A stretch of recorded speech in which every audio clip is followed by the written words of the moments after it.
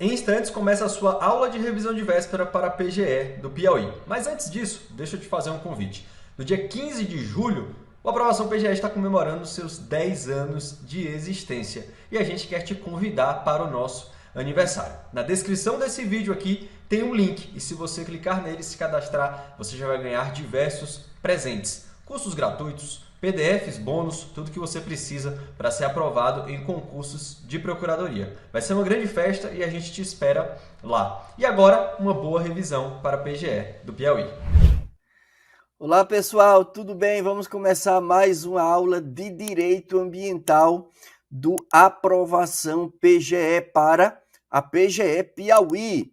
Para quem ainda não me conhece, meu nome é Tiago Leite, sou procurador do Estado de São Paulo e professor de Direito Ambiental. Quero deixar aqui o meu Instagram, minha rede social, @prof. Tiago Leite com TH. Então fica à vontade para me seguir, acompanhar os conteúdos, tirar dúvidas, beleza? Então vamos começar com teoria geral do direito ambiental, em específico os princípios que regem a matéria, os princípios ambientais em espécie. Então eu selecionei aqui aqueles mais cobrados. Vamos começar pelo princípio do desenvolvimento sustentável. Esse princípio aqui ele é a harmonização de 3 elementos básicos. Quais são esses elementos? O econômico, o social e o ambiental. Então, quando eu consigo harmonizar crescimento econômico com justiça social e proteção do meio ambiente, eu tenho a observância do princípio do desenvolvimento sustentável. Onde nós podemos encontrá-lo na Constituição? Artigo 225, né, é o principal, e também no artigo 170, que inclusive é um artigo que fala sobre a ordem econômica. Então, olha só o que diz aqui o artigo 170. A ordem econômica, então olha só o primeiro elemento, o elemento econômico, fundado na valorização do trabalho, na livre iniciativa, tem por fim assegurar o quê? A todos uma existência digna, só que conforme os ditames, olha só um segundo elemento, da justiça social. E deve observar vários princípios, dentre eles a defesa do meio ambiente, a tutela do meio ambiente. Então perceba que o princípio do desenvolvimento sustentável, ele vai funcionar como um condicionante, um balizador, não é, do direito de propriedade e do direito de exercício de qualquer atividade econômica. Então, ele vai limitar atividades, não é? Empreendimentos, sempre com essa preocupação, não é? De ter justiça social e proteção do meio ambiente. Já o próximo princípio, também muito importante, princípio da função ambiental da posse/propriedade. Nós sabemos que não existem direitos absolutos. E o direito de propriedade não é exceção a essa regra. Então, o direito de propriedade ele vai encontrar condicionantes, limitadores, e um deles é exatamente a função ambiental ou função socioambiental. Então, se eu exerço o meu direito de posse ou de propriedade sem observar a proteção do meio ambiente, os direitos ambientais mínimos, eu estou exercendo o meu direito de forma abusiva. Importante pontuar que esse princípio ele faz nascer para o seu titular, portanto, possuidor ou proprietário, uma série de deveres, de obrigações voltados para a proteção do meio ambiente, obrigações ambientais. E essas obrigações, esses deveres, têm natureza, olha só, próprio terreno. O que é que isso quer dizer? Que tem natureza de direito real. Essas obrigações vão acompanhar a coisa, objeto da propriedade. Por isso que, por exemplo, se eu desmatar uma área, não é? Vendo essa área para um terceiro, o terceiro, ao adquirir a área degradada, vai ter a obrigação de reparar o dano, mesmo que não tenha sido ele, terceiro, quem deu causa ao dano ambiental. Por que ele vai responder? Exatamente pela função ou pela natureza próprio terreno ou de direito real dos deveres ambientais. Nós temos súmula do STJ neste mesmo sentido. Então, em regra, essas limitações, não é, decorrentes da função ambiental da propriedade não geram direito à indenização, porque, em regra, não ferem o núcleo essencial do direito. Não há o esvaziamento do conteúdo econômico do bem. Essa é a regra. Agora, de forma excepcional, caso essas limitações cheguem ao ponto de esvaziar o conteúdo do bem, o conteúdo econômico, aniquilando ali o núcleo essencial do direito, pode-se, não é, discutir eventual indenização. Mas como limitação administrativa, em regra, não há esse direito à indenização. Prosseguindo, nós temos aqui dois princípios. Princípio da prevenção e princípio da precaução. Então, bora lá. Ambos os princípios visam evitar a ocorrência do dano ambiental através da adoção de medidas de cautela. Esse é o grande objetivo, evitar danos ambientais. Então, qual é a diferença, a principal diferença entre esses princípios? Se o risco ambiental do empreendimento, da atividade, é certo, conhecido ou previsto, eu utilizo prevenção. Se o risco é incerto, desconhecido, imprevisível, eu utilizo o princípio da precaução. Inclusive, o STJ tem utilizado como fundamento para a inversão do ônus da prova nas ações ambientais exatamente o princípio da precaução, tá bom? Então, são princípios que visam evitar a ocorrência do dano ambiental. Princípio do poluidor pagador. O que é que significa esse princípio? Então, vamos lá. A ideia do princípio não é que eu vou pagar para ter o direito de poluir, de degradar. Não é isso. Muito pelo contrário. A ideia é que o empreendedor, aqui chamado de poluidor, ele deve arcar com os custos necessários para quê? Para evitar a ocorrência do dano ambiental. É o que a doutrina chama de internalização das externalidades negativas ambientais. Então, assim, todo empreendimento, atividade, vai gerar efeitos positivos e negativos. São as chamadas externalidades, positivas e negativas. Quando eu tenho uma externalidade negativa ambiental, por exemplo, o empreendimento vai causar uma maior poluição atmosférica, ou uma maior poluição sonora, né? Então, eu tenho uma externalidade negativa ambiental. A ideia desse princípio é fazer com que o custo para evitar ou minimizar esse dano seja arcado por quem? Pelo empreendedor. Importantíssimo esse princípio. Antigamente, utilizava-se como sinônimo também do princípio do poluidor pagador, usuário pagador. Mas hoje, né, o mais correto é considerar esses princípios como princípios distintos, já que o princípio do usuário pagador tem por fundamento o simples uso do recurso natural, tá bom? Então, temos essa pequena diferença. Então, passamos aqui de princípios para competência ambiental, a matéria aí sempre cobrada em provas também, principalmente de procuradoria. Então, bora lá. Eu tenho dois tipos de competências. A competência legislativa ou formal, criar uma norma ambiental. Artigo 24 da Constituição. E a competência material ou administrativa, que é a competência para executar, para proteger o meio ambiente. Então, artigo 23. Então, temos artigo 24, tratando da competência legislativa, que é concorrente. Atenção, ela não é comum. Se a gente for pegar de uma forma técnica, ela é concorrente. Basta dar uma lida no caput do artigo 24. Então, nessa competência concorrente, eu tenho União, Estados e DF. Municípios podem legislar sobre o meio ambiente?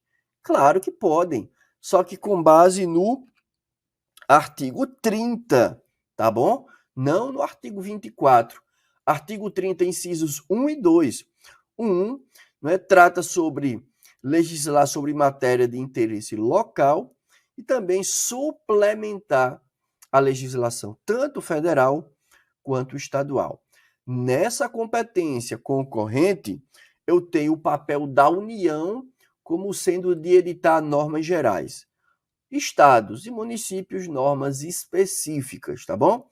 As normas locais não podem contrariar as normas gerais da União, mas elas podem aumentar a proteção do meio ambiente. E agora sim, a competência administrativa ou material no âmbito do direito ambiental. Artigo 23 da Constituição.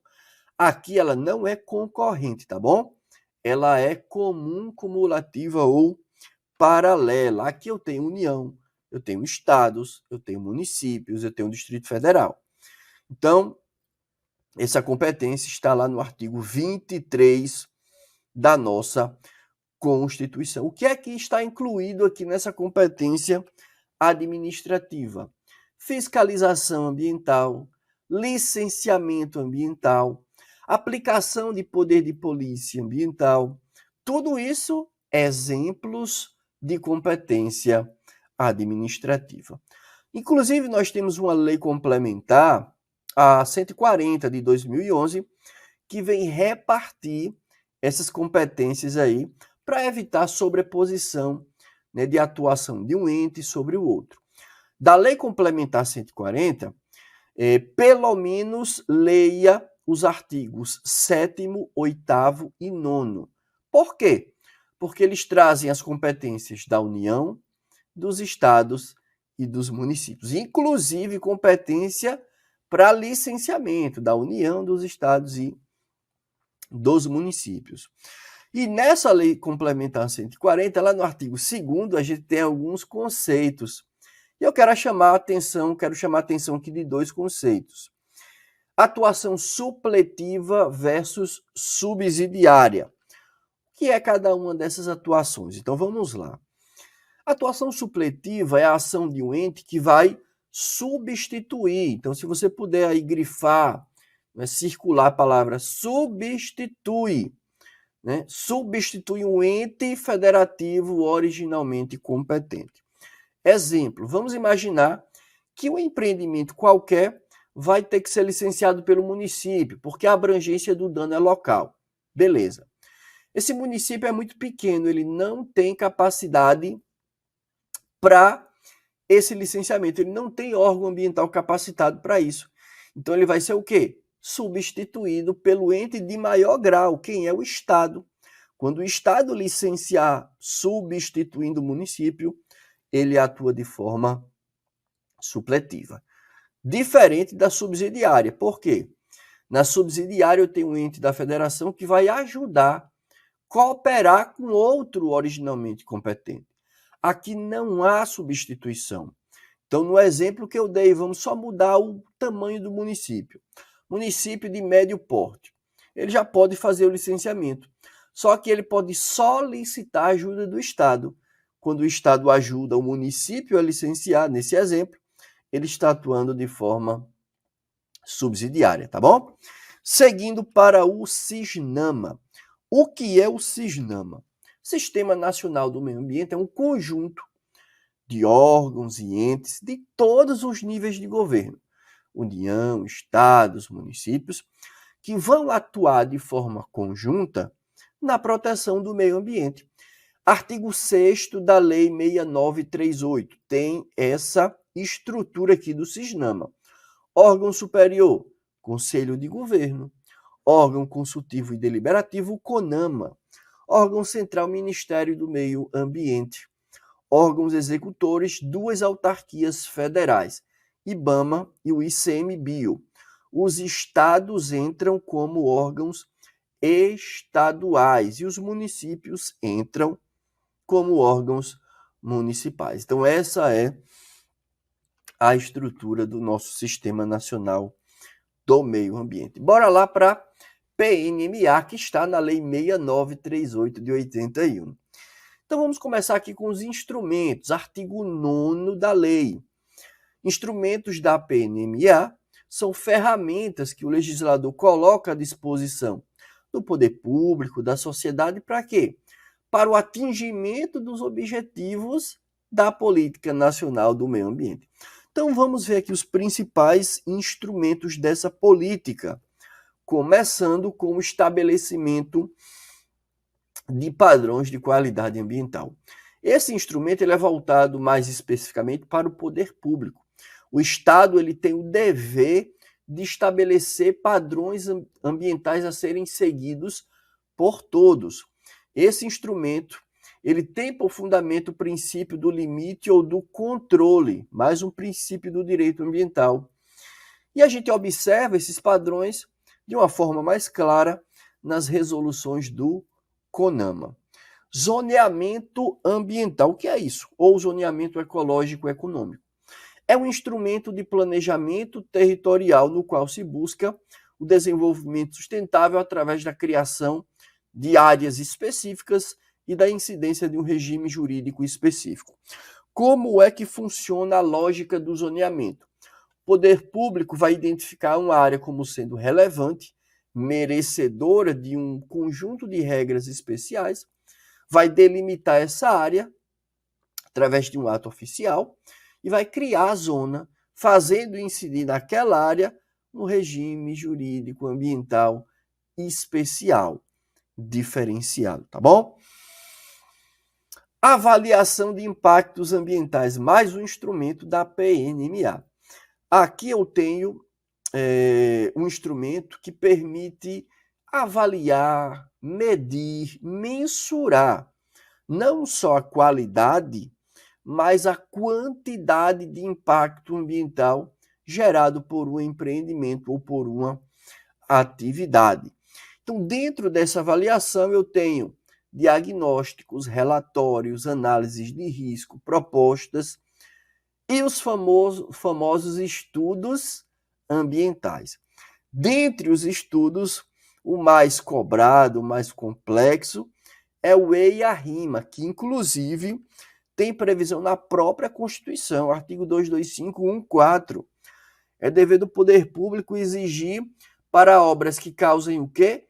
Significativa degradação do meio ambiente, o EIA-RIMA. Então, o EIA-RIMA, perceba, ele não será exigido para todo tipo de atividade, não.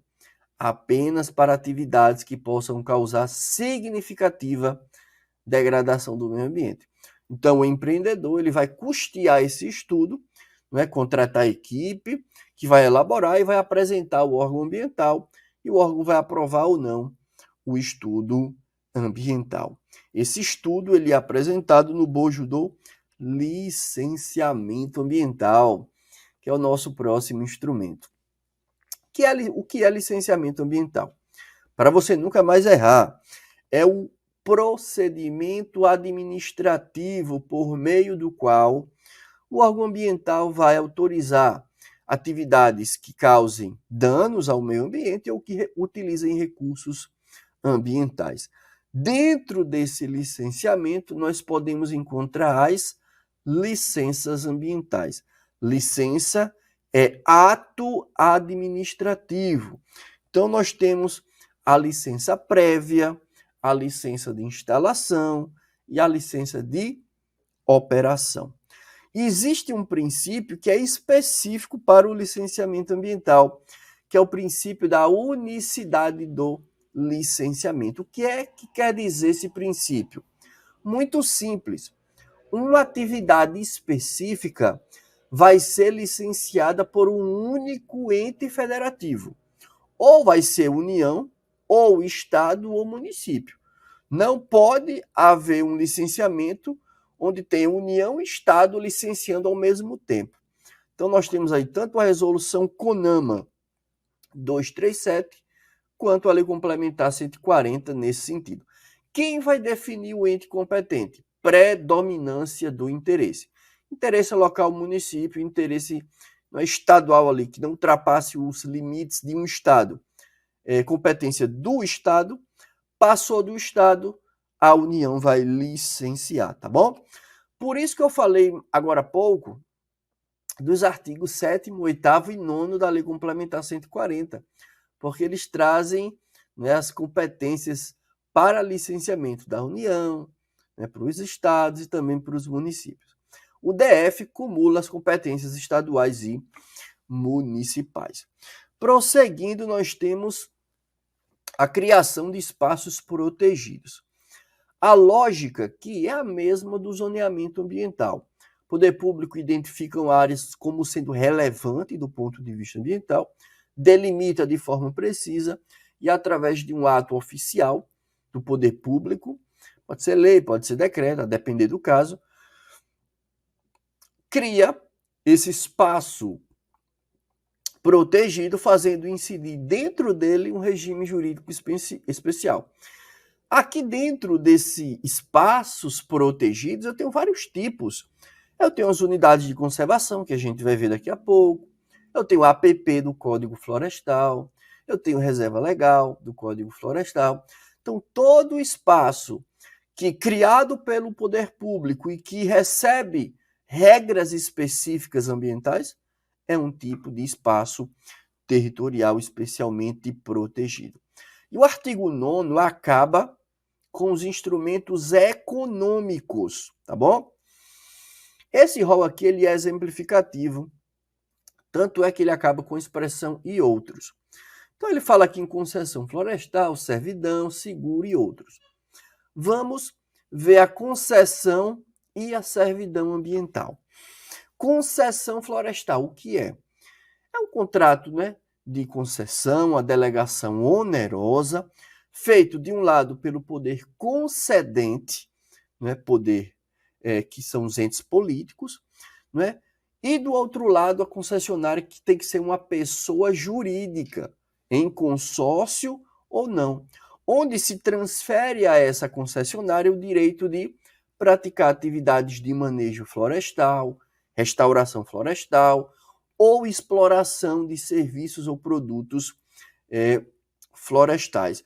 Tudo isso é por um prazo determinado, a gente vai ver aqui os prazos mínimo e máximo, e também mediante licitação, tá bom? Licitação prévia, na modalidade de concorrência.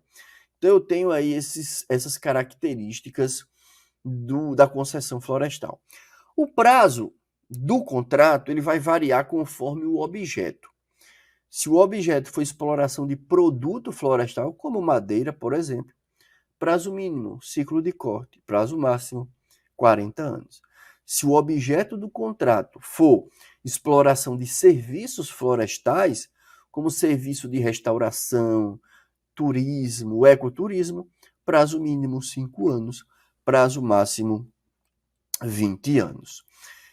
Servidão ambiental é outro instrumento econômico, está regulado a partir do artigo 9º-A da Lei 6938. Então, é uma espécie de servidão administrativa na qual o proprietário rural, de forma voluntária, vai renunciar em caráter permanente ou temporário, total ou parcialmente, né, o direito de explorar os recursos naturais existentes dentro da área objeto da servidão. Ela tanto pode ser onerosa quanto gratuita e se aperfeiçoa no momento da averbação lá no cartório de imóveis. Durante o prazo da servidão, não pode haver alteração da destinação da área. Ela pode ser perpétua ou temporária. Se for temporária, prazo mínimo 15 anos. Além do mais, eu não posso instituir servidão em APP e reserva legal. Por quê?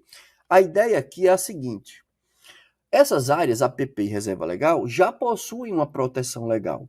Então, a ideia do legislador é fazer com que o proprietário escolha uma área até então desprotegida, tá bom? Fechamos aqui os instrumentos da PNMA.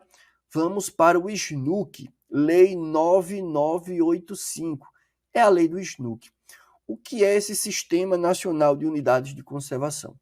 É um conjunto de diretrizes, de procedimentos, de normas, de instrumentos, de objetivos, que permite tanto à administração pública quanto à iniciativa privada 3 coisas: a criação, a implantação e a gestão de espaços que nós vamos chamar de unidades de conservação. Lei 9985 de 2000. Essa lei divide as unidades em 2 grandes grupos. Nós temos 12 tipos de unidades de conservação. 5 fazem parte do grupo de proteção integral. Aqui eu tenho um grupo mais rígido. Aqui eu só posso ter o uso indireto dos recursos naturais. Estação ecológica, reserva biológica, parque nacional, monumento natural e refúgio da vida silvestre. Segundo grupo é um grupo mais flexível. Aqui eu posso ter tanto uso direto quanto indireto dos recursos naturais. E aqui eu tenho 7 tipos de unidades: área de proteção ambiental, área de relevante interesse ecológico, floresta nacional e as reservas: extrativista, fauna, desenvolvimento sustentável e a particular do patrimônio natural. Para facilitar a memorização, começou com a palavra reserva, é desse grupo, com exceção de uma, que é a reserva biológica. Começou com a palavra área, é desse grupo. E aí você só acrescenta floresta nacional, tá bom? Eu quero aproveitar para falar também do artigo 25 da lei do SNUC, que diz o seguinte: olha, toda unidade de conservação vai ter uma zona de amortecimento, que é aquela área no entorno da unidade para diminuir os impactos externos sobre a unidade. Só tem 2 exceções: 2 unidades não precisam de zona de amortecimento. Quais são? Estão aí nesse grupo: a área de proteção ambiental e a RPPN, a Reserva Particular do Patrimônio Natural. Essas 2 não precisam, tá bom? Corredores ecológicos são aquelas porções de ecossistema que ligam 2 ou mais unidades de conservação. Conceitos aí também da lei 9985. Como é que se dá o licenciamento dentro de unidade de conservação? Então, cuidado para você nunca mais errar isso aqui. Eu tenho uma regra geral: o ente que cria a unidade vai ser o ente responsável por licenciar dentro dela. Beleza. Só existe uma exceção: APA, área de proteção ambiental. Aqui não importa o ente que criou a unidade. Aqui o que importa é a abrangência do impacto.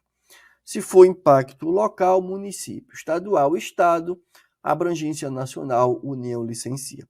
Isso aqui vale apenas para a APA, tá bom? Todas as demais unidades seguem a regra: o ente que cria é o ente que licencia. E para a gente fechar esse primeiro bloco da nossa aula, fechando o SNUC, eu tenho os critérios de alteração, criação ou extinção das unidades. A lógica aqui é a seguinte: se eu for aumentar a proteção do meio ambiente, criando uma unidade, ampliando essa unidade, ou trazendo ela para um grupo mais rígido, mais protetivo, eu vou facilitar. Eu só preciso de ato do poder público. Pode ser lei, pode ser decreto, pode ser medida provisória. Agora, se eu for diminuir a proteção, extinguindo a unidade, diminuindo seus limites ou regredindo ela de grupo, eu vou dificultar apenas lei em sentido estrito. Não é? A gente tem tanto no artigo 225 da Constituição essa previsão, como no artigo 22 da lei do SNUC.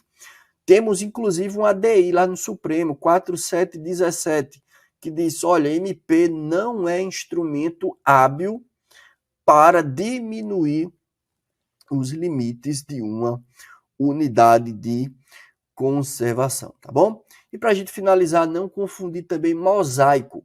O mosaico ele está previsto na Lei 9985, mas não é um tipo de unidade de conservação. É um conjunto de áreas protegidas, assim como reserva da biosfera não é um tipo de unidade de conservação, e sim um modelo internacional de gestão ambiental reconhecido pela Unesco. Então, fechamos esse primeiro bloco. Então, a gente vai continuar tratando no segundo bloco a partir do Código Florestal. Vamos começar esse segundo bloco com Código Florestal, Legislação Florestal, Lei 12.651. Então, a lógica do novo Código Florestal é compatibilizar, de um lado, exploração econômica, do outro, proteção do meio ambiente. Isso é a própria ideia de desenvolvimento sustentável. Então, eu vou aliar a exploração dos recursos florestais com a proteção do meio ambiente. Dentro do código, vamos estudar aqui de forma mais detalhada duas áreas protegidas, APP e reserva legal. Então, vamos começar com a área de preservação permanente. O que é isso? É uma área protegida por lei, que pode estar em área urbana ou em área rural, que pode estar coberta ou não por vegetação nativa e que tem uma função ambiental diferenciada, especial, que justifica a incidência de um regime jurídico especial, que a gente vai ver em que consiste daqui a pouco. No artigo 4º do Código Florestal, nós temos uma série de APPs. Então, vamos ver aqui as principais. Primeiro, eu tenho a mata ciliar de curso d'água natural. O que é isso? É aquela faixa de vegetação de um lado e do outro do curso d'água.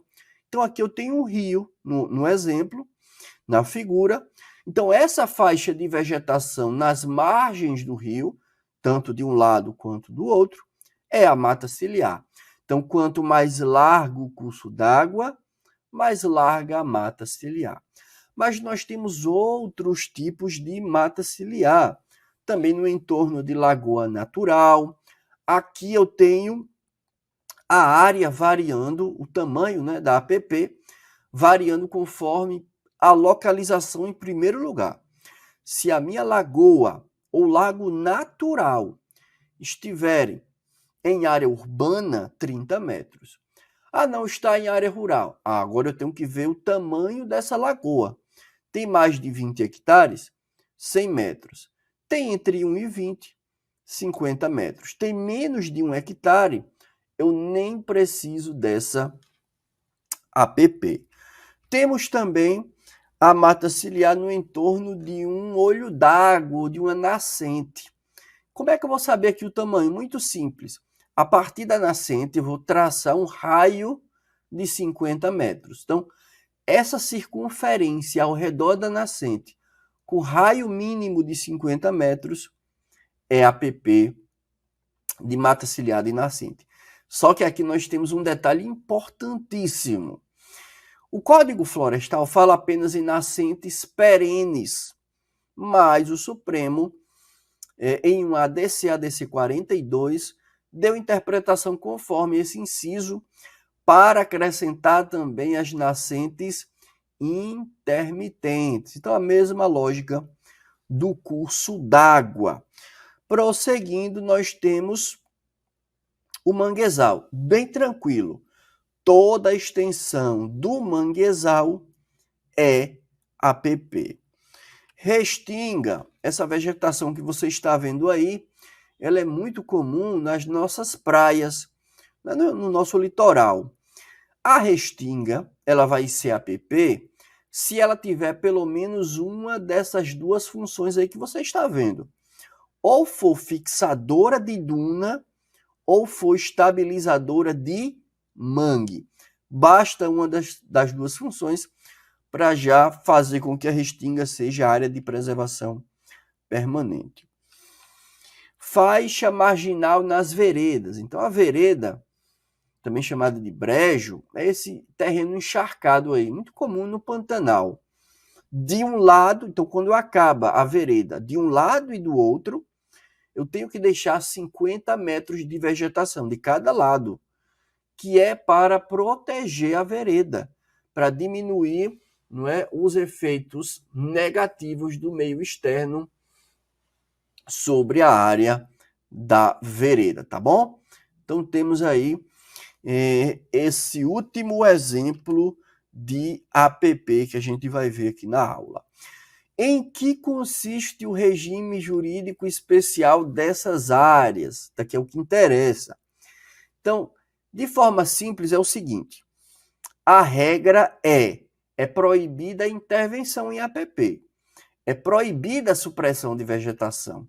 A ideia é manter essa área intocada, preservada, porque ela é muito importante para o meio ambiente. Mas o artigo 8º traz algumas exceções. Então, caso de utilidade pública, interesse social ou baixo impacto, eu não preciso, ou eu posso ter intervenção, eu não aplico a proibição, tá bom? Professor, como é que eu vou saber se uma atividade é de utilidade pública, é de interesse social ou é baixo impacto? Eu tenho que ir lá para o artigo 3º, incisos 8º, 9º e 10º do Código Florestal. Tem as hipóteses de utilidade, interesse e baixo impacto. Inclusive, a gente tem uma jurisprudência bem interessante do Supremo relacionado a isso, que começou lá em 2018 e foi finalizada no final de 2024, que é o seguinte: o Supremo declarou inconstitucional a expressão gestão de resíduos como sendo atividade de utilidade pública, que está lá no artigo 3º. O que é isso? O que quer dizer isso? Gestão de resíduo, leia-se aterro sanitário. O que o Supremo disse é: aterro sanitário não é obra ou atividade de utilidade pública, portanto, não pode ter dentro de APP aterro sanitário. Só que criou-se um enorme problema, porque em torno de 80% dos nossos aterros estão total ou parcialmente localizados dentro de APPs. Então é impossível você, da noite para o dia, fechar praticamente todos os aterros sanitários. Seria o caos. Então a AGU opôs embargos de declaração e esses embargos foram julgados no final de 2024. E aí o Supremo decidiu resolver o problema da seguinte forma: olha, os aterros que já existem podem continuar funcionando até o final da sua vida útil. Os aterros que já passaram pelo processo de licenciamento estão prestes a se instalarem, mesma coisa, podem funcionar até o final da vida útil. Agora, novos aterros não podem mais em área de preservação permanente. E o Supremo ainda disse, olha, para os aterros que vão funcionar, eles no final da vida útil não precisam retirar o material da APP, não é? Não há essa necessidade. Então foi um julgado interessante, que começou em 2018 e acabou em 2024. Então esse é o regime geral especial da área de preservação permanente. Bora para a reserva legal, segunda área protegida. Reserva legal é uma limitação administrativa que tem por objetivo o quê? Condicionar o uso da propriedade em prol de um interesse público específico. Que interesse público é esse? A proteção do meio ambiente. Então, como limitação administrativa, ela é gratuita, é geral, tem finalidade pública e tem por fundamento o princípio da função ambiental da propriedade.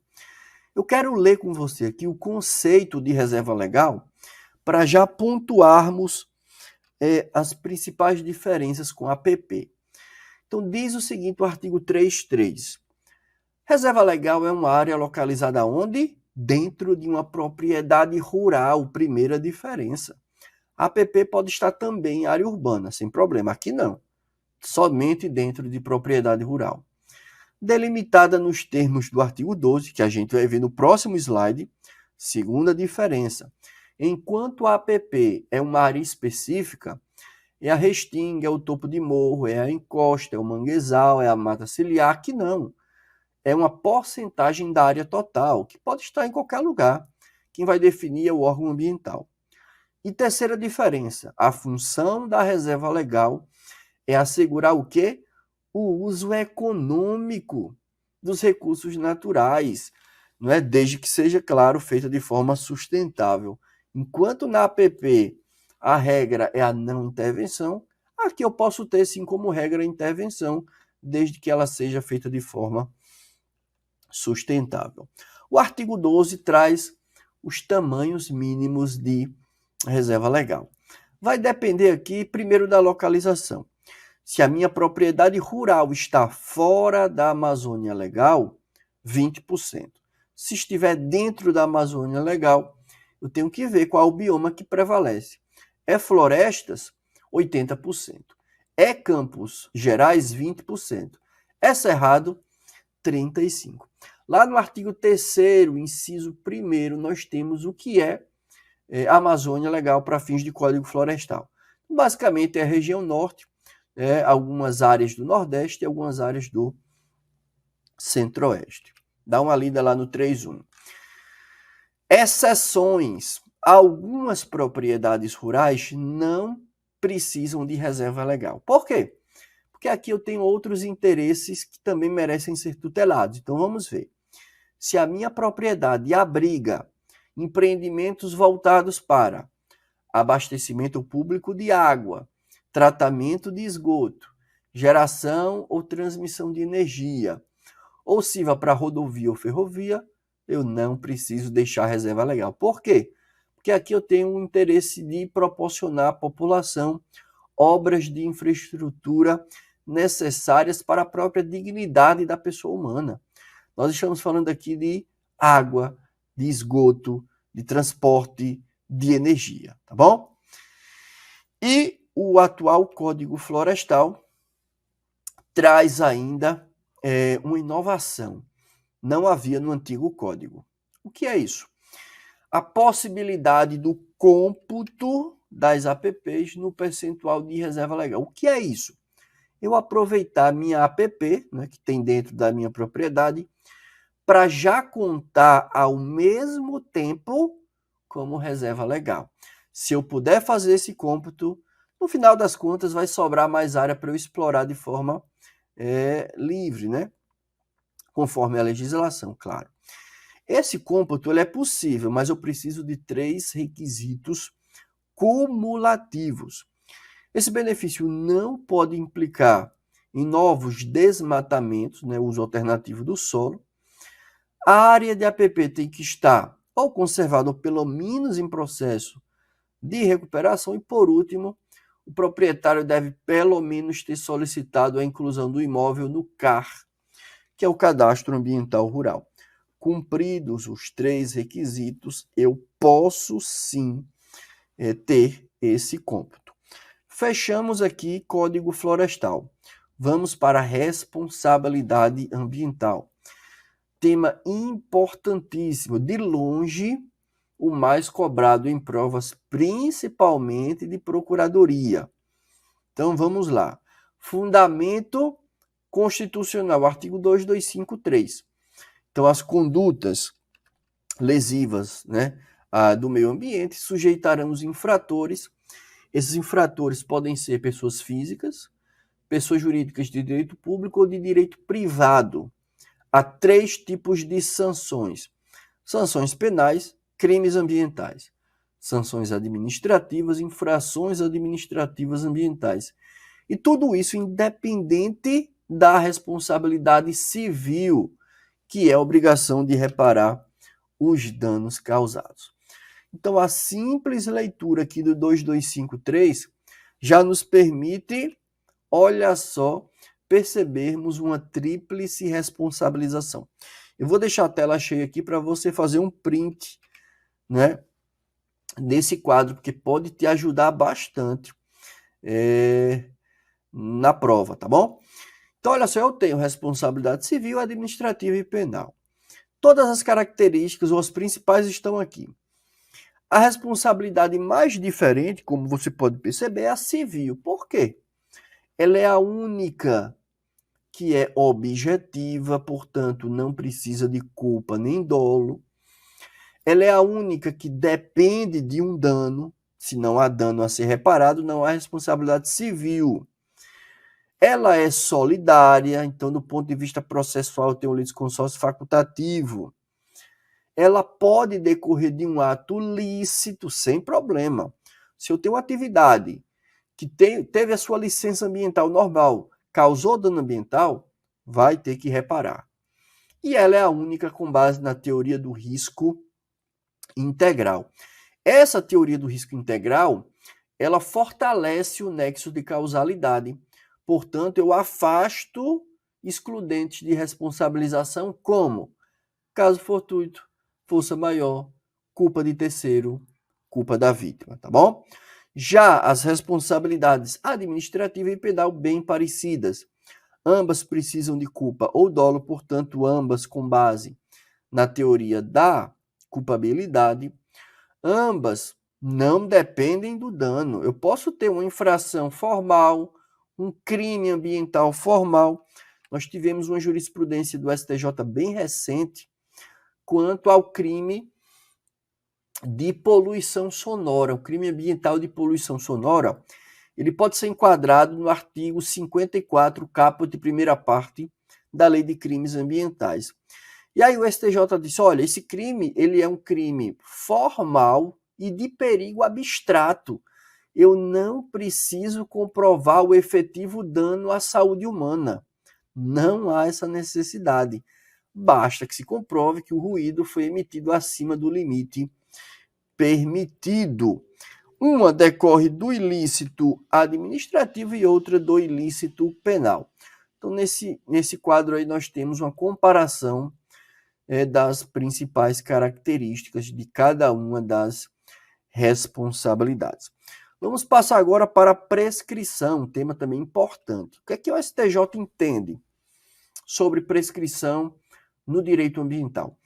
A pretensão de recuperar o meio ambiente em si, que o STJ chama de macrobem ambiental, imprescritível, já que o direito ao meio ambiente é um direito fundamental de terceira geração, tá bom?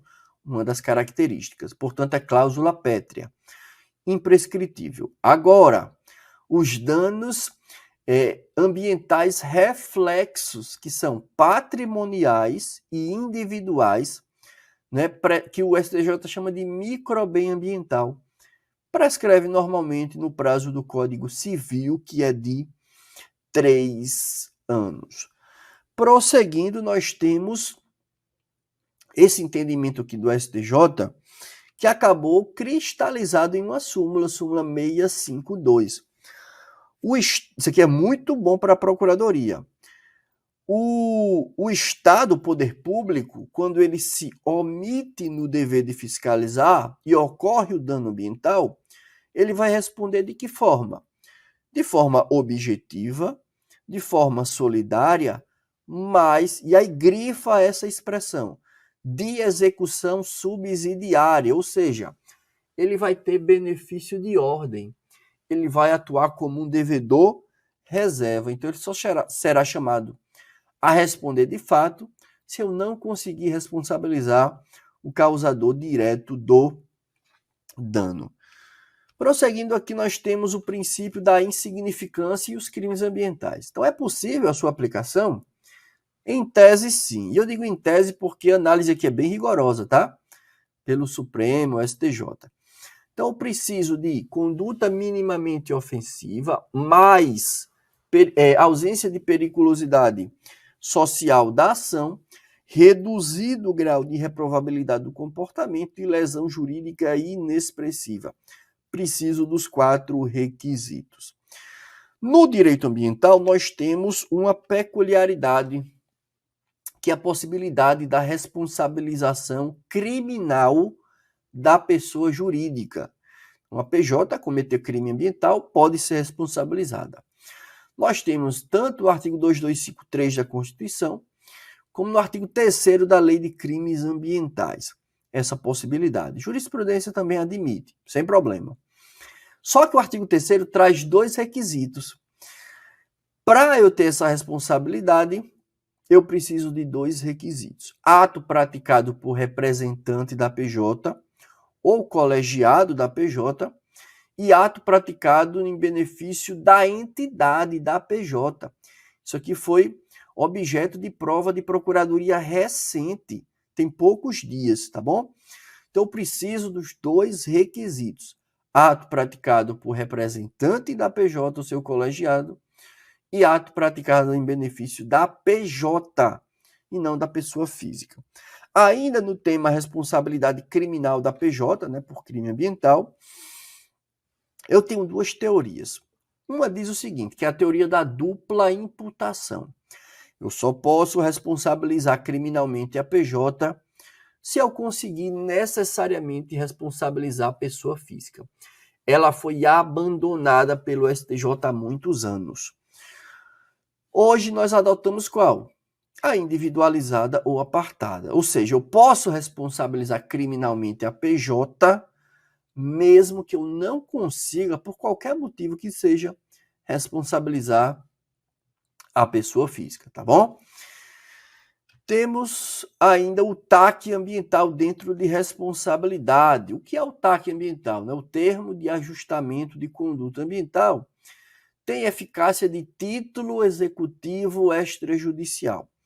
É lavrado pelos órgãos públicos após acordo entre as partes. Então, o Ministério Público não pode obrigar o interessado a assinar o TAC. O interessado não pode obrigar o Ministério Público a assinar um TAC, por exemplo. Tem que haver acordo. E esse acordo vai resultar no compromisso do particular, do interessado, de ajustar o seu comportamento à observância da legislação ambiental, tá bom? Nós temos como fundamento legal o artigo 5º, parágrafo 6º da Lei da Ação Civil Pública. Trata do TAC, eficácia, título executivo extrajudicial. Entendimento relevante do STJ. O TAC ambiental não é capaz de afastar a tipicidade penal. Por quê? Porque são instâncias diferentes de responsabilização. Então, se eu assino o TAC pensando em me livrar da ação penal, eu estou enganado. Não afasta. A assinatura e o cumprimento do TAC pode servir no máximo para atenuar uma eventual sanção penal imposta, tá bom? Súmulas do STJ sobre o tema. Eu separei aqui 6 súmulas, então vamos lá. Súmula 467. O Estado tem o prazo prescricional de 5 anos para cobrar multa por infração ambiental. Então, aqui eu estou falando de responsabilidade administrativa ambiental. Prazo contado do término do processo. Súmula 613. Não se admite teoria do fato consumado em direito ambiental. Não existe direito adquirido a poluir. Súmula 618. Inversão do ônus da prova. Se aplica com base no princípio da precaução. Súmula 623, obrigações ambientais têm natureza de direito real ou próprio terreno. Súmula 629, quanto ao dano, eu posso cumular a obrigação de fazer, não fazer e indenizar. Tudo isso no mesmo procedimento. Súmula 652, responsabilidade do Estado, né? Quando se omite no dever de fiscalizar, é de caráter solidário, mas de execução subsidiária, tá bom? Então, fechamos aqui responsabilidade. Vamos para recursos hídricos, tema importante. Lei 9433 é a Lei das Águas. Essa lei instituiu a Política Nacional de Recursos Hídricos e o Sistema de Gerenciamento. Essa política é um conjunto de normas, diretrizes, instrumentos voltados para quê? Para uma boa gestão da água. Então, garantir água em quantidade e qualidade, não só para as presentes, como para as futuras gerações. A Constituição reparte as águas em águas da União e dos Estados /DF. Então, primeira observação relevante, municípios não possuem titularidade de águas. Por isso é que eles não possuem competência de outorga do direito de uso de recurso hídrico. água, ou será federal ou estadual. Todas as águas subterrâneas, repetindo, todas as águas subterrâneas pertencem aos estados/DF.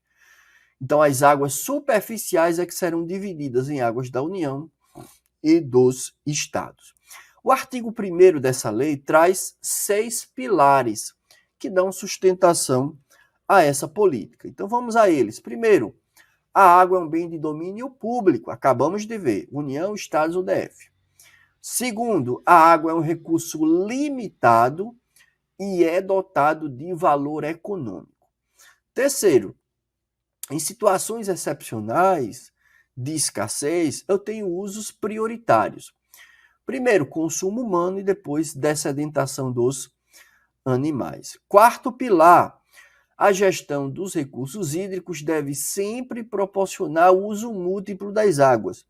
Uso variado, então água para processo produtivo, consumo humano, agricultura, pecuária, transporte, lazer, decoração, esporte, né, fins paisagísticos, enfim, uso múltiplo das águas.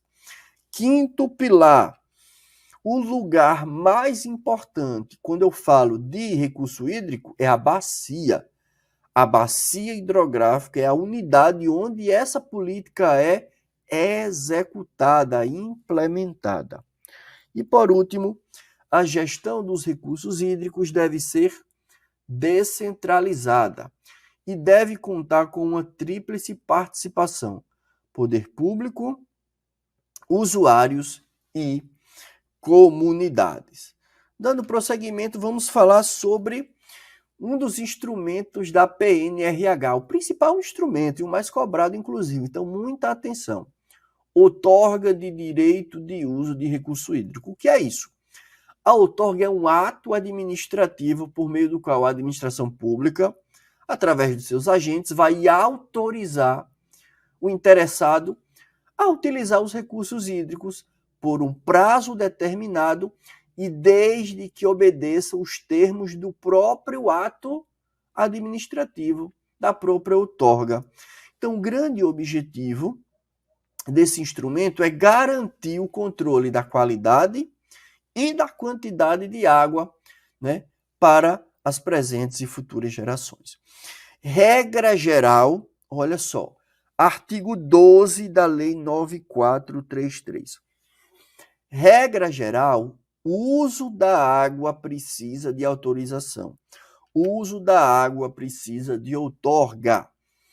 Então, eu tenho aqui derivação ou captação de parcela de água para consumo final, abastecimento público, insumo do processo produtivo, precisa. Extração de água de aquífero subterrâneo para consumo final ou insumo de processo produtivo, precisa. Lançamento em corpo de água de esgotos e demais resíduos líquidos ou gasosos, tratados ou não, com fins de diluição, transporte ou disposição final, precisa de outorga. Aproveitamento dos potenciais hidrelétricos precisa de outorga. E esse rol ele é exemplificativo, já que ele acaba com outros usos que alterem o regime, a quantidade ou a qualidade da água existente em um corpo d'água. Nessas hipóteses, eu preciso da outorga. Existem exceções? Sim, existem. Parágrafo 1º do artigo 12. Temos basicamente 3 exceções. O uso de recurso hídrico para satisfazer necessidades de pequenos núcleos populacionais rurais não precisa da outorga. Derivações, captações e lançamentos insignificantes não precisa da outorga. Acumulações de volumes insignificantes também não precisa da outorga. Professor, mas como é que eu vou saber se uma captação é significante ou insignificante para fins de dispensa de outorga? Caberá ao Conselho de Recursos Hídricos. Se a água é água da União, Conselho Nacional de Recursos Hídricos. Se a água é do Estado, Conselho Estadual. Então, caberá aos conselhos mediante proposta do comitê da bacia, definir o que é ou não insignificante para fins de dispensa. Quem define são os conselhos. Quem propõe é o comitê da bacia hidrográfica, tá bom? E para a gente finalizar aqui nossa aula de direito ambiental, artigo 16, prazo máximo da outorga, 35 anos, artigo 18, outorga não implica na alienação das águas, nem mesmo parcial. As águas são inalienáveis. Outorga é igual a direito de uso, tá bom? Então, fechamos aqui nossa aula de Direito Ambiental para PGE Piauí. Então, vamos começar a nossa aula aqui do Aprovação PGE, Direito Agrário para a PGE Piauí. E vamos começar com alguns conceitos básicos. Vamos começar com o próprio conceito do direito agrário. O que é o direito agrário? Então, o direito agrário ele é o ramo do direito que consiste no conjunto de regras, de instrumentos, de princípios, de diretrizes, voltados para quê? Para a organização da relação entre o homem e a terra, na busca do progresso socioeconômico, e tudo isso a partir da função social da terra. Então, o objeto do direito agrário é essa relação entre homem e terra, e tudo isso partindo da função social da terra. Então, é nesse contexto que nós vamos estudar aqui o direito agrário. Conceitos também importantes trazidos pelo Estatuto da Terra. Primeiro conceito relevante é o de imóvel rural. O que é imóvel rural? É o prédio rústico de área contínua. Olha só que interessante, qualquer que seja a sua localização, que se destina à atividade de exploração extrativa agrícola, pecuária ou agroindustrial. Perceba que o que vai definir o imóvel como sendo rural não é a sua localização, é a sua destinação. Se for destinada para a exploração de atividades agrárias, agrícola, pecuária ou agroindustrial, será considerado um imóvel rural. Propriedade familiar ou módulo rural, é a mesma coisa. O imóvel rural que direta e pessoalmente explorado pelo agricultor ou sua família, lhes absorva toda a força de trabalho, garantindo-lhes a subsistência e o progresso social e econômico, com a área máxima fixada para cada região e tipo de exploração, e eventualmente trabalhado com a ajuda de terceiros. Então, o imóvel rural ou módulo rural é a menor área, né? Menos do que isso já fica impossibilitada uma subsistência digna. Então, é a mínima área. E o módulo rural ele vai variar para cada município e para cada tipo de exploração, diferente de módulo fiscal, que a gente vai ver um pouquinho mais à frente. Minifúndio. O que é o minifúndio? O imóvel rural menor do que o mínimo, ou seja, menor do que o módulo rural, menor do que a propriedade familiar. Esse é um extremo. No outro extremo eu tenho o latifúndio. E aí a gente vai ter aqui dois tipos de latifúndio, né? O latifúndio é o imóvel rural que exceda os limites máximos definidos na legislação, a gente vai ver, tendo em vista as condições ecológicas, sistemas regionais, que é o primeiro tipo, ou o imóvel que, mesmo não excedendo esse limite máximo, não é, for mantido inexplorado, ocioso, abandonado.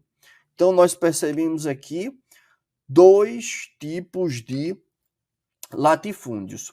O latifúndio por extensão, a área superior a 600 módulos fiscais, é latifúndio.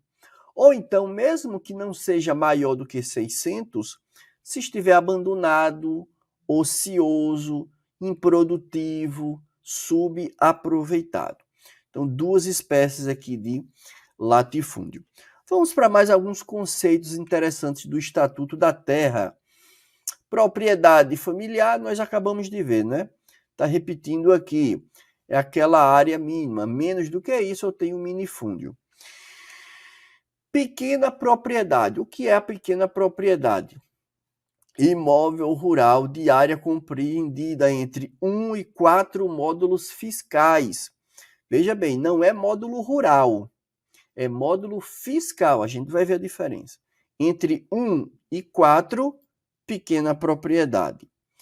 Superior a 4 e até 15 módulos fiscais, média propriedade. Superior a 15 módulos, até 600, grande propriedade. Passou de 600, nós temos o quê? O latifúndio por extensão. E agora sim, vamos ver o que é o módulo fiscal. A gente viu que o módulo rural, ele varia conforme o município e conforme o tipo de exploração. Então, para cada tipo de exploração, eu tenho um módulo rural. O que é o módulo fiscal? É uma média aritmética de todos os módulos rurais do município. Então, eu tenho um município X. Eu tenho 20 tipos de módulos rurais para cada tipo de exploração. Então, eu vou somar os 20 e dividir por 20, fazer a média. É o módulo fiscal. Então, a média aritmética é o módulo fiscal daquele município. Prosseguindo, nós temos a competência legislativa. Então, no direito agrário, nós temos competência privativa da União, artigo 22 da nossa Constituição. Artigo 22.1, compete à União legislar sobre civil, comercial, penal, processual, eleitoral, agrário, tá bom? Artigo 22. Então, o parágrafo único do 22 permite que a União autorize estados, né, por meio de lei complementar, a legislar sobre pontos específicos, mas, regra geral, competência privativa da União. Entendimento importante do STJ. As normas protetivas do Estatuto da Terra não são voltadas, não se aplicam à empresa rural.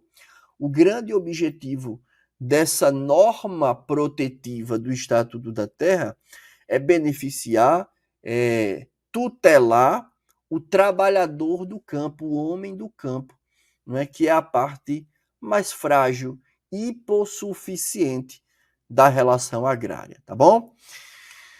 Princípios do direito agrário. Então vamos ver aqui alguns princípios, começando pelo princípio do direito de propriedade, não é?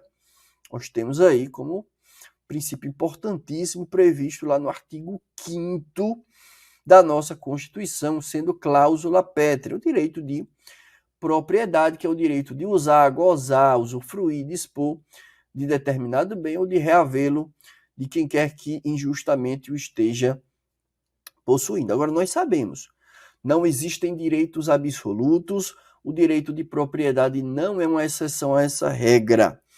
Então, o direito de propriedade deve ser limitado, conformado por vários elementos, como função social da propriedade, boa-fé. Então, eu tenho a proteção do meio ambiente, né? São balizadores desse direito de propriedade, tá bom? Então, artigo 5º, né? Inciso 22, todos são iguais perante a lei e é garantido o direito de propriedade.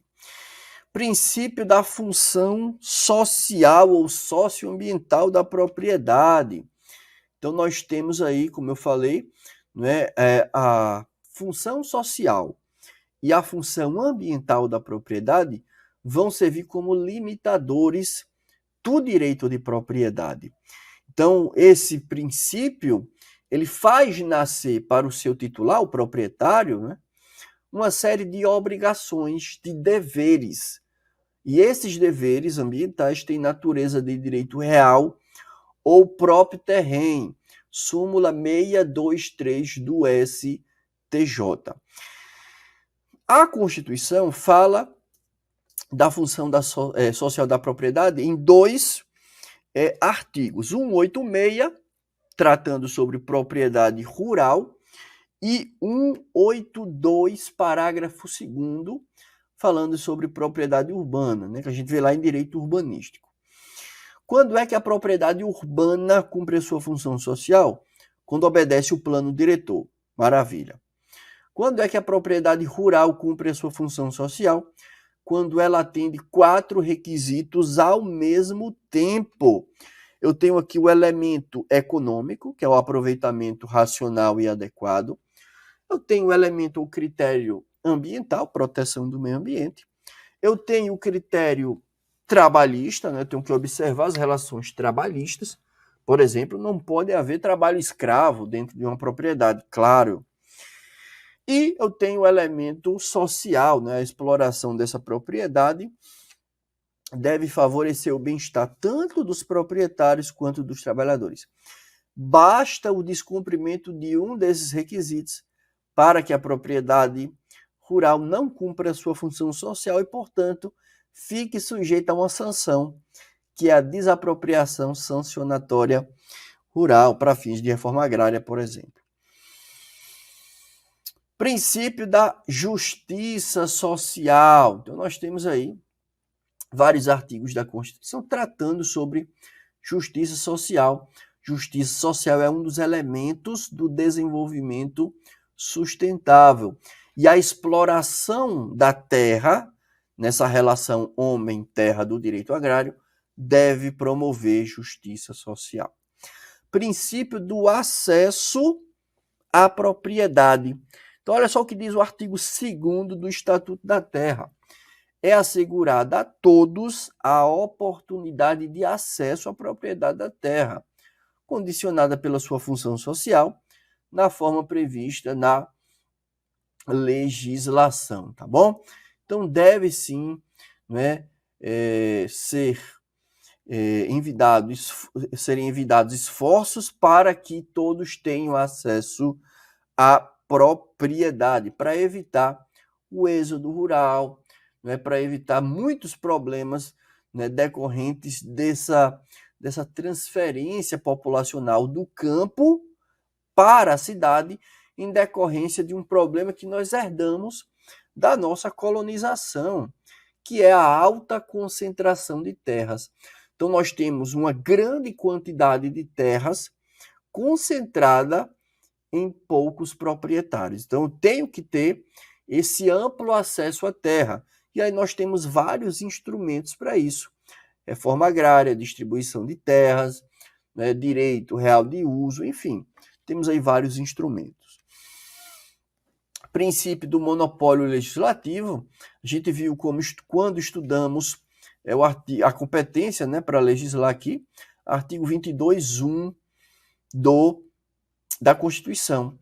Princípio do monopólio legislativo da União é com base no artigo 22.1 e diz, olha, somente a União pode legislar sobre direito agrário, competência privativa, salvo aquela exceção que eu falei já do parágrafo único, quando a União, por meio de lei complementar, pode autorizar estados a legislar sobre pontos específicos. Mas aí é uma hipótese excepcional. Princípio da permanência da terra. Então, não é só dar acesso à terra. Não adianta de nada eu dar acesso à terra para o homem do campo se eu não dou condições para ele explorar essa terra. Então, eu tenho que dar terra, mas tenho que fazer com que chegue água potável, fazer com que chegue eletricidade, conceder empréstimos para que ele possa, né, explorar economicamente aquela propriedade. Eu preciso de um sistema viário ou de transporte para escoar a produção. Então, o princípio da permanência na terra implica na implementação de várias medidas, né, para que o homem permaneça na terra. Insumo, né, enfim, uma série de condições, benefícios para que ele possa ter uma vida digna na terra que ele teve acesso. Princípio do aumento da produtividade. Então, é o princípio geral da eficiência aplicado à produtividade agrária. Então, sempre que possível, né, é louvável e é necessário que haja esse aumento da produtividade. Produzir mais com menos. Agora, esse aumento da produtividade não pode vir a qualquer custo. Ele não pode vir, não é, ao custo de uma degradação ambiental, de um passivo ambiental. Não, eu tenho que observadas, né, todas as normas relacionadas à função social da propriedade, fazer com que essa produtividade aumente, mas de forma sustentável e não predatória.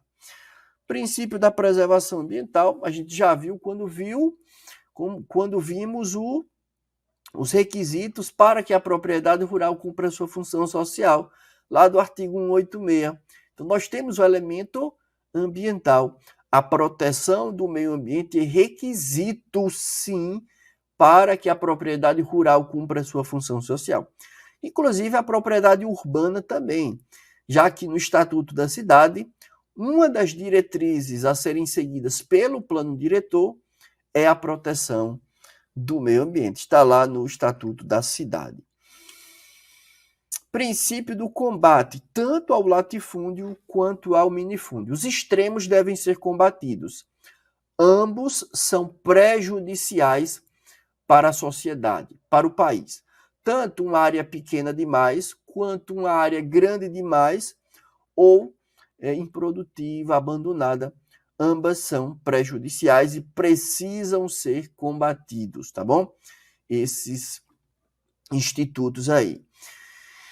Princípio do estímulo ao cooperativismo. Então, o cooperativismo no direito agrário é muito importante. Nessa união de esforços, né, no homem do campo, através de associações, de cooperativas, para que haja uma produtividade sustentável e com ganho de escala.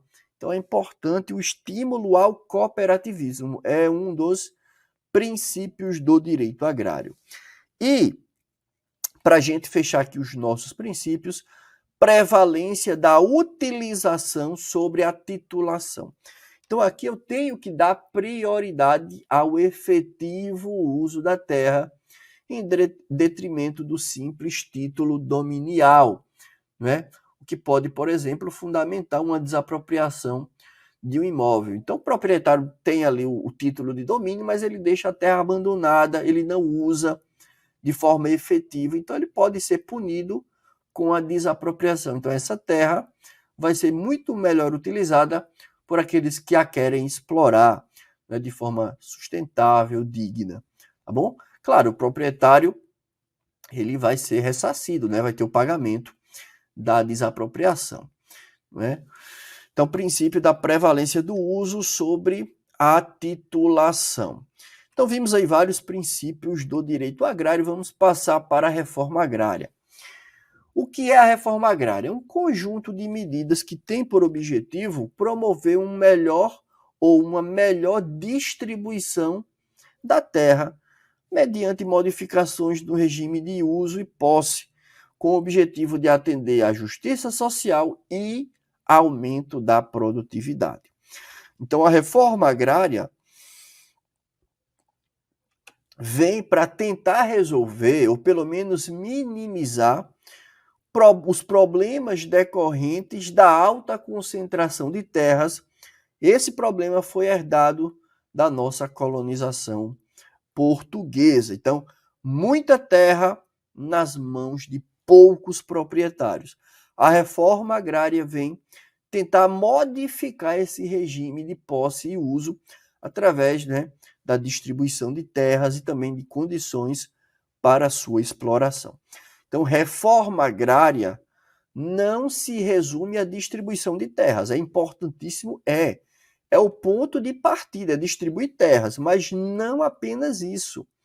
O órgão fundiário, né, o INCRA, tem também que conceder financiamentos, benefícios tributários, garantia de compra da produção, acesso à tecnologia, acesso a insumo, obras de infraestrutura como água, energia, vias de escoamento da produção. Tudo isso está nesse pacote da reforma agrária. Começa com distribuição de terras, mas eu preciso qualificar os assentamentos.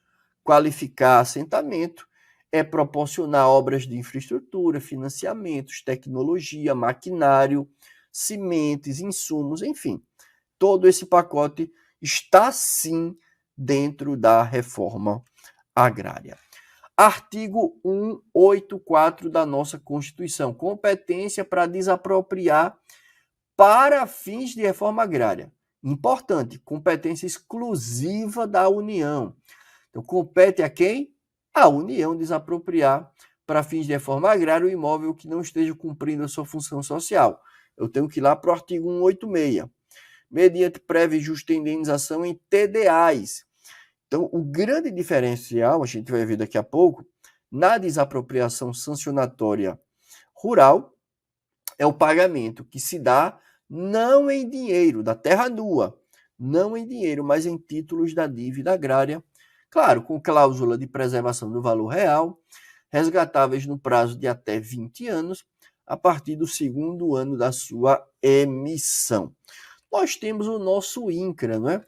Uma autarquia federal, é o ente aí, fundiário nacional, responsável por implementar aí a política agrária, né? Reforma agrária. Então, é uma autarquia importante. Prosseguindo, nós temos jurisprudência do Supremo em relação a esse artigo 184 da Constituição que a gente acabou de ver.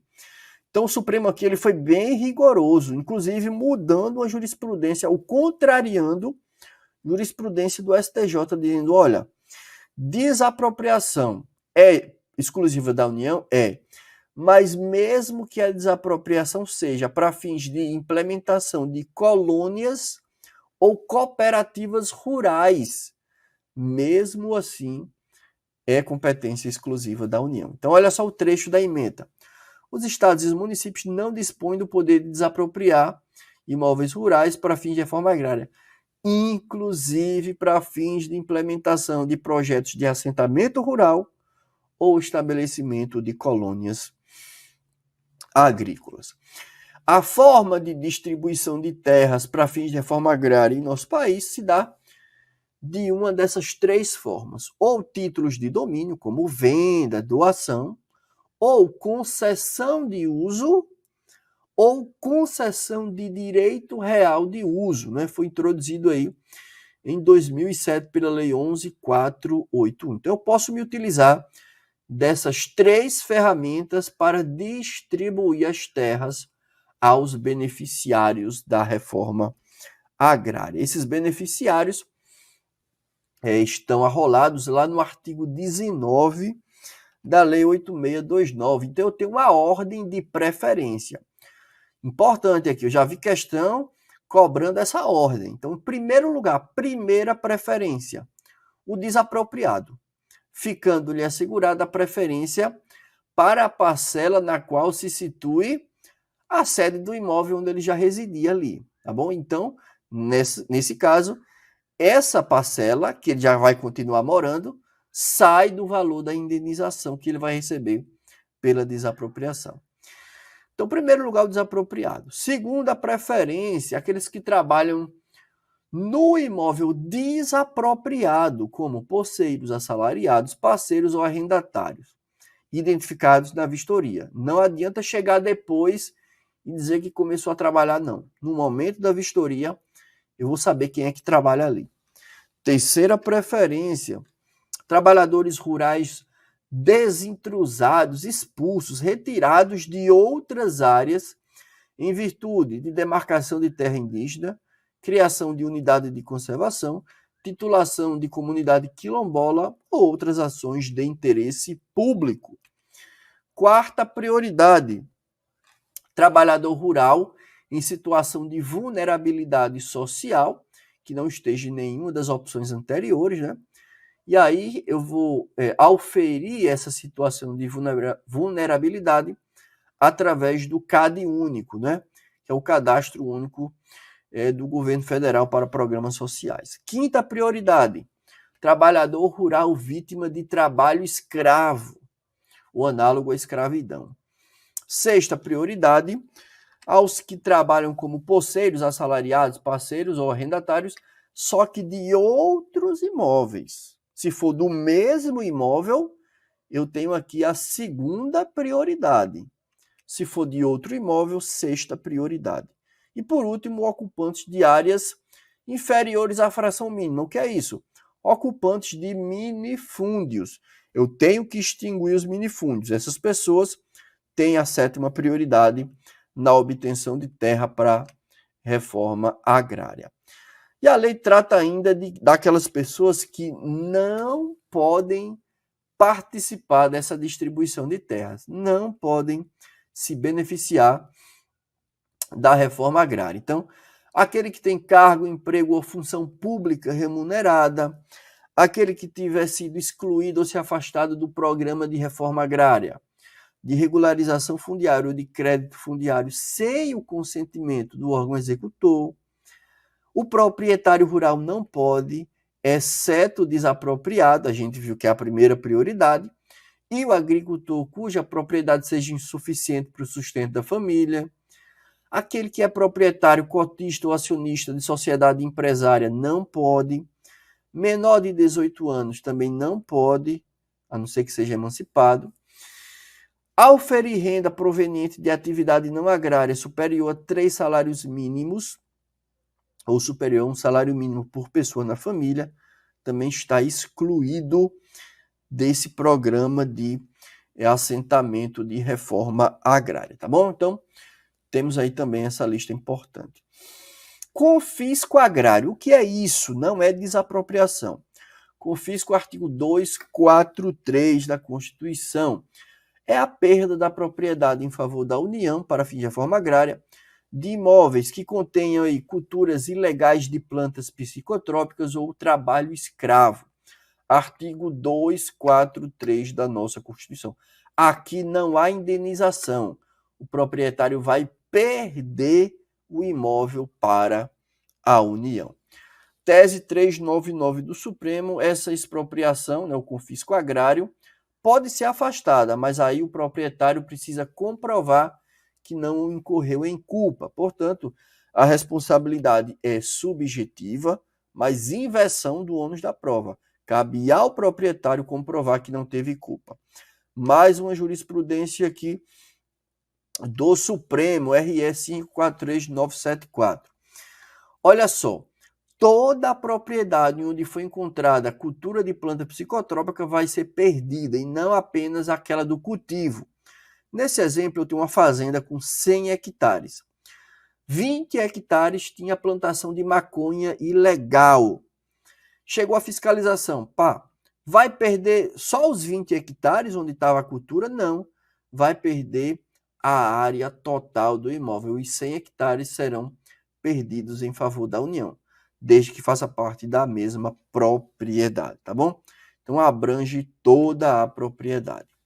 Desapropriação para fins de reforma agrária. A gente já viu o artigo 184 da Constituição, os requisitos lá do artigo 186. Então, nós temos a Lei 8629, que trata sobre o procedimento administrativo, e a Lei Complementar 76, que trata sobre o procedimento judicial da reforma agrária. Artigo 184, nós já vimos. Competência da União, não é pagamento em TDAs. Então, o grande diferencial dessa desapropriação é que o pagamento não é feito em dinheiro, e sim em títulos da dívida agrária, né? E a gente vai ver aqui que existem algumas hipóteses, não da terra nua, mas sim de benfeitorias que serão pagas em dinheiro, tá bom?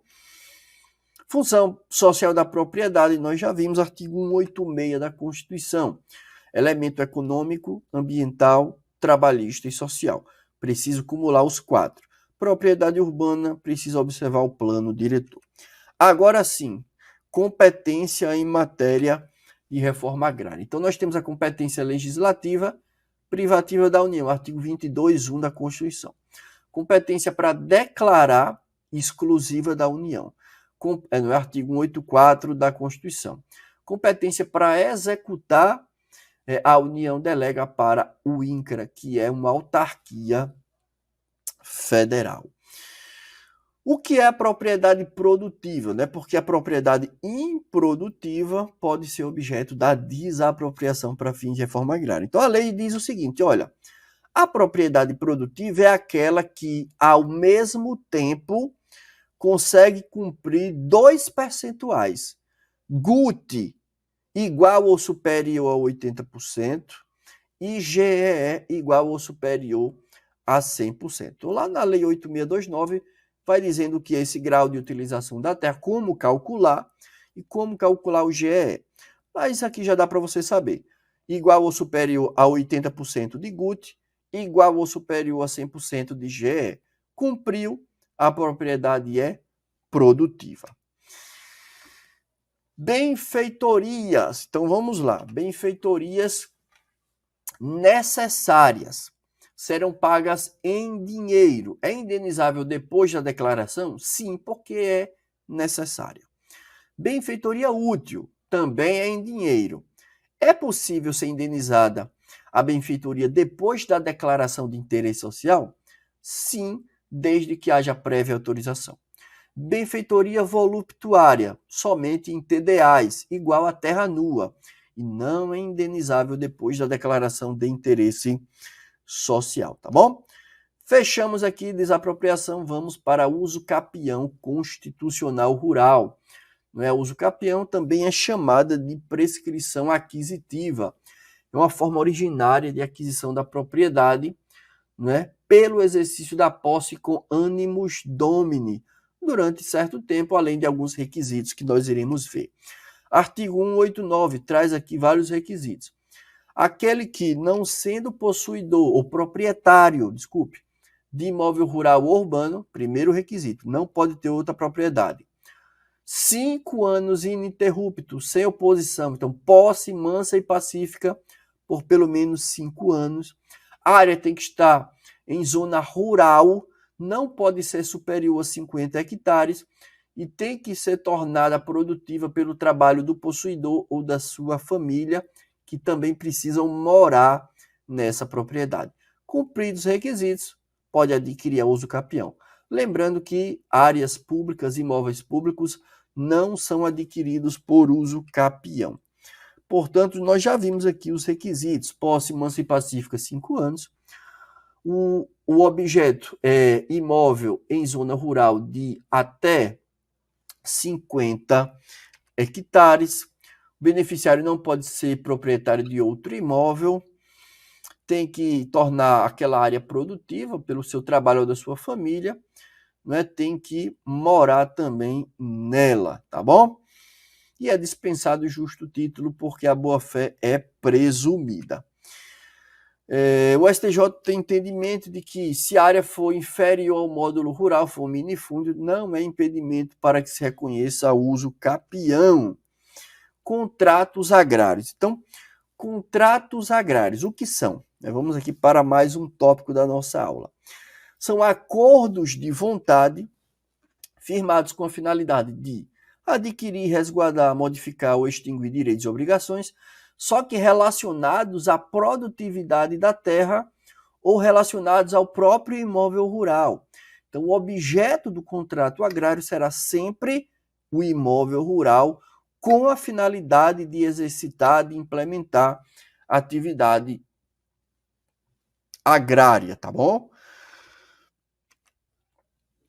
Nós temos 2 tipos de contratos, típicos e atípicos. É muito simples. Contrato típico é aquele que tem um detalhamento maior da norma. São 2, arrendamento e parceria. Os atípicos são os demais, aqueles que não possuem uma regulamentação própria, detalhada. São aqueles que se relacionam com a atividade rural. Então, locação de serviço, empreitada, comodato, só que voltado para a atividade agrária. Vamos estudar de forma mais específica arrendamento e parceria. Arrendamento é o contrato por meio do qual uma pessoa, né, o arrendante, chamado arrendante, se obriga a ceder a outra, que é a arrendatária, por prazo determinado ou não, o uso e gozo de um imóvel rural, né, benfeitorias ou não, com o objetivo de ser exercido naquela área uma atividade voltada para a exploração agrícola, pecuária, agroindustrial, extrativa ou mista. E esse final é importante, mediante uma certa retribuição ou aluguel. O que vai caracterizar o arrendamento é o pagamento de uma quantia certa. Não há compartilhamento de riscos, diferente das parcerias que a gente vai ver daqui a pouco. O subarrendamento é possível, sim. Então, o arrendatário vai celebrar um novo contrato de arrendamento com um terceiro. O arrendatário originário passa a se chamar subarrendante ou arrendatário outorgante. O terceiro passa a se chamar subarrendatário. E nesse subarrendamento há a transferência dos direitos e obrigações, mas precisa do consentimento do arrendante originário, no caso, o proprietário. Bora para parceria rural. O que é? Contrato agrário, por meio do qual uma pessoa, chamado parceiro outorgante, né, se obriga a ceder a outra, por prazo determinado ou não, o uso do imóvel para a exploração daquelas atividades agrárias, agrícola, pecuária, agroindustrial, extrativa, ou então entrega de animais. Só que aqui eu não tenho o pagamento de uma quantia certa, um aluguel. Aqui eu tenho a partilha dos seguintes riscos. Riscos do caso fortuito ou força maior, dos frutos, produtos ou lucros e variações de preço. Então, o que diferencia o arrendamento da parceria? No arrendamento não há compartilhamento de risco. Na parceria rural, sim. A parceria pode ser agrícola, se o objeto desse contrato for a utilização do imóvel rural com o objetivo de ser exercida uma atividade de produção vegetal. Pecuária, se o objeto for para cessão de animais para cria, recria, invernagem ou engorda. Agroindustrial, quando o objeto desse contrato, dessa cessão do imóvel rural for de maquinário, de implemento, com o objetivo de ser exercida uma atividade de transformação, né, de produto agrícola, pecuário ou florestal. E temos ainda a extrativa vegetal, quando o objeto da cessão for o uso do imóvel ou de animais com o objetivo de ser exercida atividade extrativa de produto vegetal. E a mista, quando misturar aí mais de uma das modalidades de parceria. Então, nós temos essas 5 espécies de parcerias agrícolas. E chegamos ao final da nossa aula de Direito Agrário. Quero desejar boa sorte nos estudos, uma boa prova e até uma próxima oportunidade. Valeu, até mais.